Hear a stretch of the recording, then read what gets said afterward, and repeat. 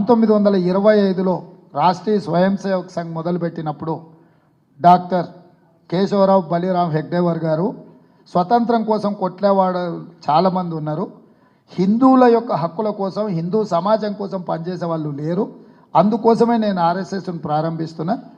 100 సంవత్సరాల లోపల ఈ దేశాన్ని హిందూ దేశంగా ప్రకటించే విధానాన్ని కార్యాచరణ తీసుకొని ముందుకెళ్తామని వారు మొదలుపెట్టినారు. ఆ రోజు ఆ 100 సంవత్సరాలు 2025 ఇప్పుడు పూర్తి కాబోతుంది.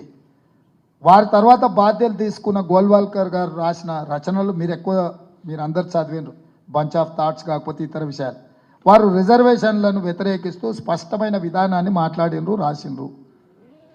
ఈరోజు అన్ని రాజకీయ పార్టీలు అవి మదర్ ఆర్గనైజేషన్స్, వాటికి ఫ్రంటల్. ఇప్పుడు కాంగ్రెస్ పార్టీ ఉందనుకోండి, ఐఎన్సీ ఈజ్ మదర్ ఆర్గనైజేషన్. మాకు యూత్ కాంగ్రెస్ కావచ్చు, ఎన్ఎస్యుఐ కావచ్చు, మహిళా కాంగ్రెస్ కావచ్చు, ఐఎన్టీయూసీ కావచ్చు, ఇవన్నీ మా ఫ్రంటల్స్. మిగతా రాజకీయ పార్టీలు కూడా రాజకీయ పార్టీలే మెయిన్ ఆర్గనైజేషన్స్, మిగతా ఇవన్నీ frontals. Whereas in BJP is not an a mother organisation. BJP is an a frontal organisation of RSS. RSS యొక్క రాజకీయ కార్యాచరణను అమలు చేయడానికి వాళ్ళు బీజేపీని ఏర్పాటు చేసుకున్నారు. హిందూ సమాజం కోసం విశ్వ హిందూ పరిషత్తును పెట్టుకున్నారు. విద్యార్థి సమాజం కోసం అఖిల భారతీయ విద్యార్థి పరిషత్తును పెట్టుకున్నారు. రైతుల కోసం బీకేఎస్ పెట్టుకున్నారు. కార్మికుల కోసం బిఎంఎస్ పెట్టుకున్నారు. అగ్రెసివ్ మిలిటెంట్ యాక్టివిటీ కోసం బజరంగ్ దళ్ను పెట్టుకున్నారు. ఆదివాసీల కోసం వనవాసి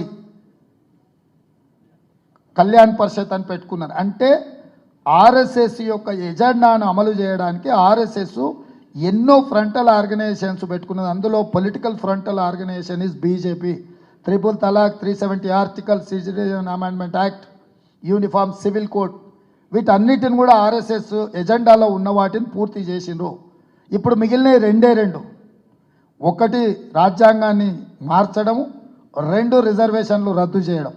ఈ రెండింటిని అమలు చేయడానికి 2/3 మెజారిటీ కోసం ఇస్ బార్ 400 పార్ అనే స్లోగన్ తీసుకొని 400 సీట్లు వస్తే 2/3 మెజారిటీతోని సభలో పాస్ చేసి మోర్ దాన్ 50% రాష్ట్రాలలో ప్రభుత్వాలు ఆమోదిస్తే ఆ బిల్ పాస్ అవుతుంది.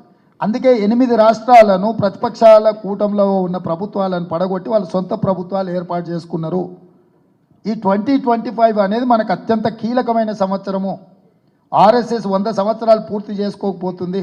ఆర్ఎస్ఎస్ భావజాలాన్ని పూర్తి స్థాయిలో ఈ దేశంలో అమలు చేయడానికి అగ్రెసివ్గా బీజేపీ ముందుకు రాబోతుంది. ఇది ఐడియాలజికల్ వార్. ఈ ఐడియాలజికల్ వార్లో వాళ్ళు